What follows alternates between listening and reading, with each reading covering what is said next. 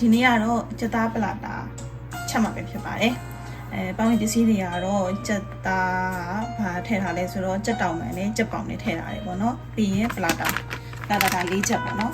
၄ချက်ပါတယ်ပြီးပဲကတော့ကလပ်ပဲကတော့အရင်ဆုံးပြုတ်ထားလိုက်တယ်ပေါ့နော်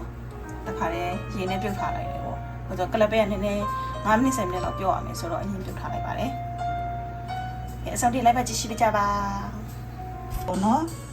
ရေဆေးထားတဲ့ကြက်သားကိုဘာထည့်တာလဲဆိုတော့မဆလာထည့်ထားတယ်ပြီးရင်အရသာမုတ်ထည့်မယ်အရသာမုတ်ထည့်မယ်ပြီးရင်စားထည့်မယ်စားထည့်ပြီးတော့အရသာစိတ်ဝင်အောင်လို့ပေါ့နော်10မိနစ်လောက်နည်းနည်းနှက်ထားမယ်ပေါ့အရသာစိတ်ဝင်အောင်လို့10မိနစ်လောက်နှက်ထားမယ်ပေါ့နော်စနေမုန်တွေဘာတွေကတော့စီတက်တဲ့အချိန်မှာပဲထည့်မယ်ပေါ့နော်ဒီမှာစနေမုန်ထည့်လိုက်ရင်ခွက်ကအရောင်ဆုံးရမှာဆိုတော့စနေမုန်မထည့်ဘူးဒါမဆလာနဲ့နှက်ထားရင်လေကြက်သားအရသာလေးရလေးမှုေးပြီးတော့တော်တော်မိုက်တယ်ကြက်သားချင်အမြဲတမ်းမဆလာနဲ့အရင်နှက်ထားလိုက်တယ်အရသာလေးအရသာလေးစိတ်ဝင်အောင်လို့15မိနစ်လောက်ပေါ့နော်ခဏလေးနှက်ထားပါမယ်အဲ့ကြားထဲမှာပဝင်းပစ္စည်းတွေဖြစ်တဲ့နောက်ထပ်အာလူတို့ကြက်တော်လေးစီတပ်ဖို့ပေါ့နော်ပြင်ဆင်ပါမယ်အဲ့ဆိုရင်ကြက်သားပလာတာဆက်ချက်ဖို့ပြင်ဆင်ပါမယ်အဲ့ဆိုရင်ဒါချင်းရဲ့ကြက်တော်ရဲ့ထောင်းလာတဲ့ဟာကိုပြင်စီတပ်ပါမယ်ဘာထည့်လဲဆိုမျိုးပြင်ဆင်မှုပြင်မယ်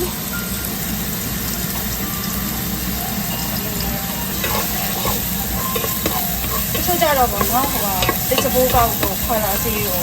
မနဲ့ပို့လို့တော့ထည့်ကြတယ်ပေါ့နော်ကိုရအနက်လောက်ပြီးအများမကြိုက်ဘူးပေါ့နော်မထည့်တော့ဘာလို့မဆလာထည့်တာလဲဆိုတော့မဆလာထဲမှာလည်းပါပြီးသားဆိုတယ်အဲ့ဒါမထည့်တော့ဒီလိုကြည့်ရမှန်းတယ်နော်ကိုရအနက်ကကိုရီမရှိတဲ့အိုးလေးဒီလိုလေးတော့ဒီလိုချက်ကြီးနေတာချက်ဒီနဲ့ခွက်ချတော့လေဒါနဲ့ပဲမဖြစ်တယ်အိုးကြီးကြော်လိုက်ပေါ့နော်ရေနည်းနည်းလေးထည့်ပြီးတော့အရင်လူအောင်ခဏလေးထားလိုက်မယ်ပေါ့နော်ဟိုဆိုကြက်သားနဲ့အာလူတို့ကကြတော့နူးတဲ့အချိန်ကမတူဘူးပေါ့နော်အဲ့ဒါကြက်သားအရင်လူအောင်လို့ခဏလေးတည့်ထားလိုက်မယ်နော်ပြီးတော့မှအာလူတွေပဲထည့်မယ်အဲ့ဆိုရင်ခုနပြုတ်ထားတဲ့ပဲတွေရလာပြီပေါ့နော်ဒီပဲတွေကိုနည်းနည်းခြေပြီးတော့ပေါ့နော်ကြက်ပြုတ်တွေပြန်ထည့်မယ်တချို့တော့ကိုကြတော့ကြိတ်စမယ်ကြိတ်မယ်ပေါ့နော်ခြေပဲတွေပေါ့နော်ကြိတ်စမယ်ကြိတ်ပါမယ်ပြုတ်ထားတဲ့ပဲတွေကြက်သားအာလူလုပ်ဖို့အတွက်အာလူတွေလှီးတာမယ်ပေါ့နော်အာလူတွေအတုံးလေးထည့်ခြင်းတဲ့အတွက်ကြောင့်နှစ်ချမ်းပဲထည့်ပါမယ်အာလူကပြီးတော့တိလေးဆိုတော့လေအာလူနှစ်ချမ်းခွဲထားမယ်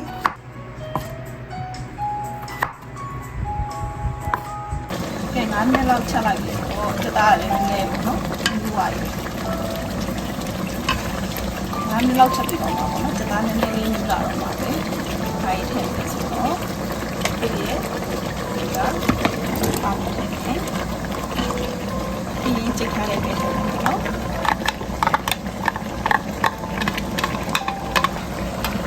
ဒီပြုတ်ထားတဲ့ပဲနော်ဒီအရသာပေါ့နော်အလေးလေးပဲရှိတယ်နော်ပေါင်းနေပေါင်းနေချက်တယ်ဒီတော့ဒါလေးရောသမမှုလေးပြီးတော့10မိနစ်လောက်ထည့်တော့ပေါ့နော်အာလူတွေနူလာတဲ့အထိ10မိနစ်လောက်ထည့်ထားပါမယ်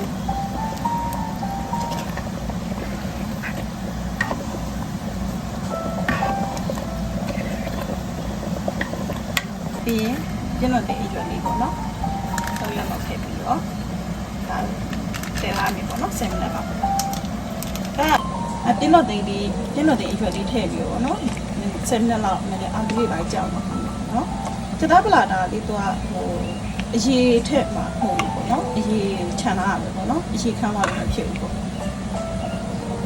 ထည့်မယ်ပေါ့နော်အချင်းယူတစ်ခါလေးပြင်လာတာပေါ့နော်ပလာတာမကြောက်ဘူးပါထည့်လဲဆိုတော့ဘောဘီရဲ့ပြီးကြက်တော်ရဲ့ပြီးမြုပ်ဒီစင်းရဲ့ဟိုတမယာကြီးပေါ့နော်တမယာကြီးညှိ့ပြီးတော့တစ်ခါလေးတုတ်ခါပြီးဒီဟာလေးကိုအချင်းလေးထည့်ပြီးတော့တည်မယ်ပေါ့ဟုတ်စီရနည်းနည်းပဲပြပါမယ်။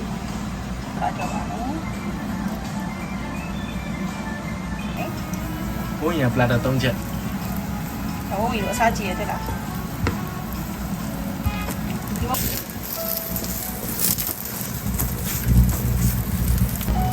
ပြင်အိုလေးရပြီပေါ့နော်ဒါနည်းနည်းလေးစီပေါ့စီတော့ဖြစ်တယ်မီးနည်းနည်းလေးပြီးပြီးတော့ပေါ့နော်တဲထားတာပါ